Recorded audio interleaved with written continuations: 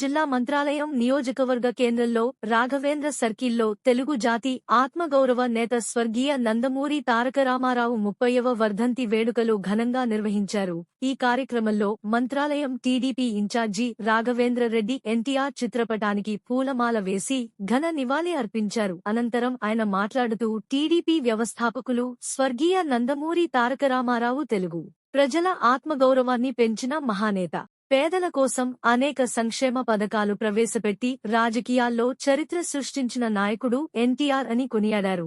ఆయన ఆశయాలు సిద్ధాంతాలను ప్రతి కార్యకర్త గుండెల్లో నిలుపుకుని టీడీపీని మరింత బలోపేతం చేయాల్సిన బాధ్యత మనందరిదే అని అన్నారు.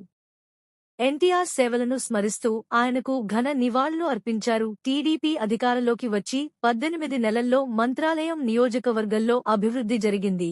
25% మాత్రమే, ఇంకా 75% అభివృద్ధి చేసి చూపిస్తా అన్నారు. అభివృద్ధి అంటే తెలుగుదేశం అంటే అభివృద్ధి చేసి నిరూపించే ప్రజలు దగ్గరకు వచ్చే ఎన్నికల్లో ఓటు అడగటానికి వెళ్తారని రాఘవేంద్ర రెడ్డి అన్నారు.